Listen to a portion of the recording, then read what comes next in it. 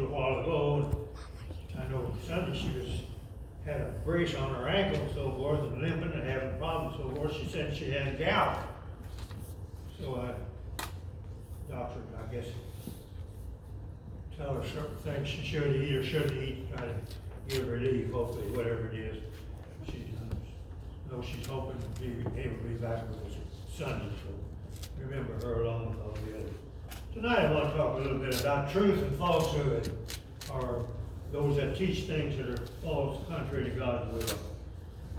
Things that are true or false have an effect on our daily life, and I think you know that every day you're dealing with something that's true or false, and it has an effect upon the decisions you make as you go about from day to day. But true and false has an effect on where we're going to spend eternity. So that's the thing what we ought to really be greatly concerned about. These daily things will happen and they'll pass by, but eternity is forever. And so whether you receive the truth or receive false teaching, that's going to depend on where you're going to spend eternity. So we need to think about that. In John 18:35, Jesus was standing before Herod and he was talking about different things, and Herod said, "What is truth?" He didn't know what the truth was. Jesus was talking about truth, and he said, "What is truth?" Well, in John 17:17, when Jesus was praying to the Father before his arrest and trial and crucifixion, he prayed to God about his apostles, and he said, "Sanctify them through thy truth. Thy word is truth." So if we want to know what truth is, if you got God's word, that's what the truth is. And in John 8:32, he said, "Ye shall know the truth, and the truth will make you free." Well, the truth will make us free if we obey it, make us free from sin, make us free from a lot of worries and the trials and tribulations we go through during this life. It's only through obeying that truth that we'll have that freedom. But truth don't give us freedom from everything. Truth don't give you the freedom from going to work if you got a job. That's an earthly thing. You still got to go to work. I don't care how much truth you got. And it don't relieve you. Your truth don't relieve your responsibilities. Truth don't keep you from being sick. You can have all the truth in the Bible and you still will get sick. So that's not what it's talking about. It won't relieve you of your obligations, so forth. It won't relieve you of obeying the law. A lot of people think that they truth and so forth, and maybe they don't have to obey the law. Still, that's not it. Truth is just dealing with spiritual things and what will happen thereafter, after a while. So we have God's word. Most of us are Christians here, and we don't worry too much about the truth, about having the truth. We've got the Bible, say, "Well, I've got the truth, here it is." But the thing we need to worry about is what are we doing with it? Am I just letting it lay there and say, "I've got the truth"? Or am I opening it daily, studying it, learning more about the truth, how to apply it? That's the thing. But even though those of us are Christians, we say we've got the truth, and we hear it all the time, come to worship, hear lessons, Bruce brings us, and other lessons we study, we hear the truth. But what about our children, our family, and our neighbors and friends who are not Christians? Sometimes they don't have the truth, and we need to be concerned about them that they do have the truth. Everywhere we turn, there's false teaching. And you know that everywhere we go, there's false teaching everywhere we look. In Isaiah 5:20, he said, "Woe to them that call evil good, and good evil, dark light, light dark, bitter sweet, and sweet bitter." People want to change everything around, and they said, "Woe to them." But we need to think about this, about our children and our neighbors and stuff that maybe don't know the truth. Everywhere we look, there's false teaching on every hand. I'm sure all of us have been faced with the idea of evolution. It's a false teaching that we, through thousands or millions of years, evolving and evolving, we finally got to where we are today. And so you just keep on telling that enough to your children and so forth, other people, they believe that. or they believe in the Big Bang theory, that God didn't create the heavens and the earth. There was a Big Bang explosion once upon a time, and all of these things just fell into place. That's false teaching, and your children are being taught that. And when they go to school, in the schoolroom, in the books that they study, they'll be talking about dinosaurs and things that happened thousands of years ago, and all the artifacts and stuff that they find. TV is just full of all kind of stuff like that. You turn on your TV and it'll tell about, something was just discovered, some bones or something, so many million years ago or thousands of years ago. All of that is false teaching, and people are being taught that. And if you're not grounded in God's Word, you keep being taught that long enough, and show pictures of these things. You go to museums, and there will be the big dinosaur all recreated there, and moving about, and wiggling his head, and sticking out his tongue. And that's bound to have an impression upon kids. They think, well, that's real, I saw it. So if they're not grounded in the truth, if we don't teach them the truth, to know what the truth is, then this false teaching will lead them astray. As they grow older, they may never come to a knowledge of the truth. So there's so much false teaching in the world, it's hard for these people who don't know the truth to know what is true and what is false. So who's responsible for all of this false teaching? We'll just look at a few the Bible mentions about some. First of all, Satan is responsible for it. Back in the Garden of Eden, he told Eve, "You shall not surely die." That was a lie. That was false teaching. And we know the outcome of what that was. So that's one of the ones that's false teaching. In the Old Testament, we read of false prophets just everywhere, time and time again. Jeremiah 14:14, Jeremiah said, "The Lord said unto me, the prophets prophesy lies in my name," so forth. And then in Jeremiah 23:32, he said, "I'm against them that prophesy false dreams and cause my people to err by their lies." But we see that's what they do. But I'd just like to look at Isaiah 30:9 through 11. Here, Jeremiah talking and about God's people. He says, God is talking, speaking through him. He says, "This is a rebellious people, lying children, children who will not hear the law of the Lord, which say to the seers," now a seer is somebody that sees in the future, kind of like a prophet. Maybe they see differently, but they call them seers.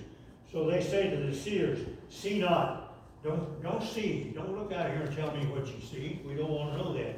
And to the prophets, they say, "Prophesy not unto us right things, speak unto us smooth things, prophesy deceit." Get you out of the way and turn away from the path. In other words, get out of the right way. You're in the right way when you're teaching the truth, but get out of that right way and get out of that path you're in. Cause the Holy One of Israel to cease from being before us. So we don't want to see God or Christ anymore. Get him out of the way so we're not obligated in any way and don't bother our conscience when we see him. So that's what God said that his people are doing, so forth. And so in Jeremiah then 5:31, he said, "The prophets prophesy falsely, and my people love to have it so." God's people said, we love for prophets to prophesy false and tell us things that are not.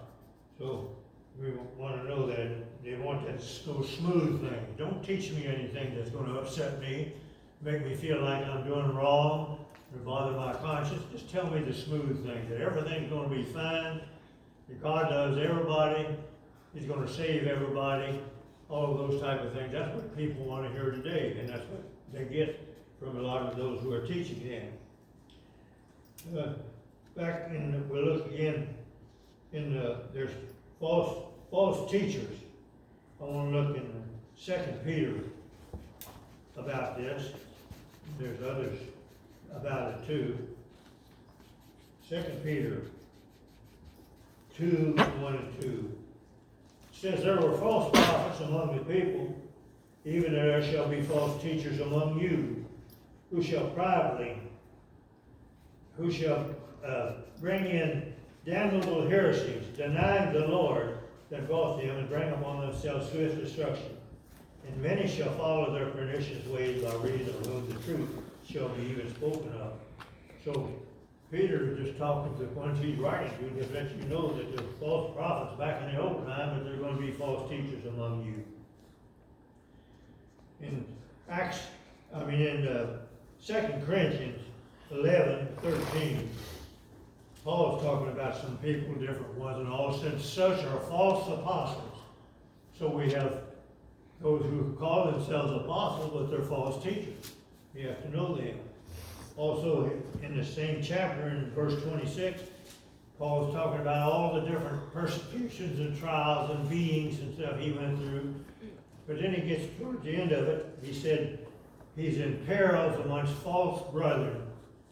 What a heartache that must have been to know that there were false brethren, people pretending to be Christians, and yet they're false, and leading you astray or teaching you things are not what should be.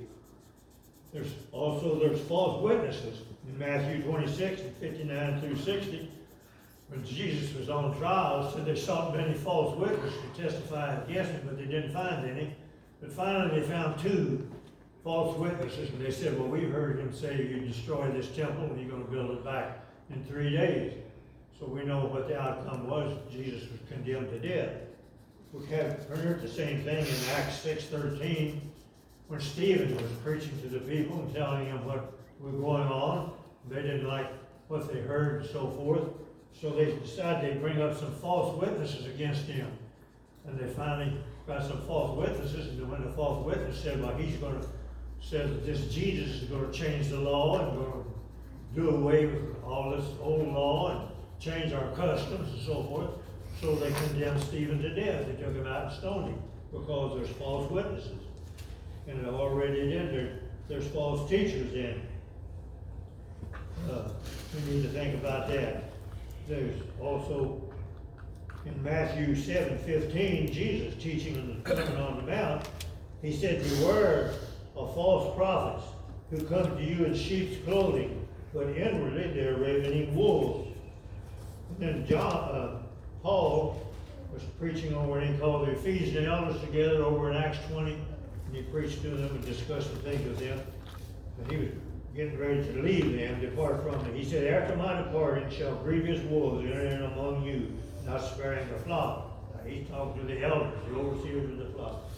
Also of your own selves shall men arise speaking perverse things to draw away disciples after them.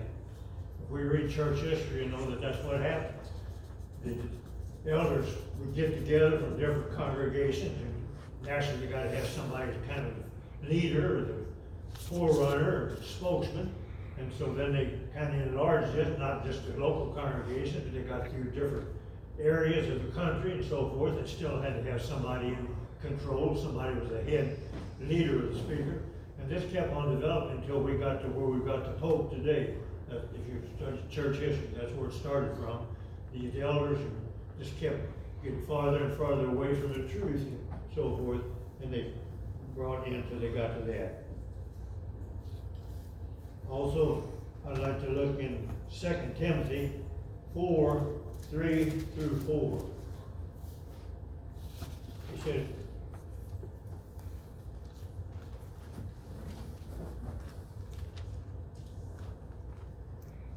or 2 Timothy 3, starting with verse 1, said, this know also, that in the last days perilous times shall come, for men shall be lovers of their own selves, covetous, boasters, proud. That's not what I want. I want chapter 4. For the time will come when they will not endure sound doctrine, but after their own lust shall they heap to themselves teachers having itching ears. They shall turn away their ears from the truth and be turned to fables. But we have those who have bring to themselves teachers that have itching ears. In other words, we don't want to hear the truth. Like I told back there, says prophesy through a smooth thing. So Bruce, when you get over here to teach, don't teach us the truth that if we sin, we're going to be lost.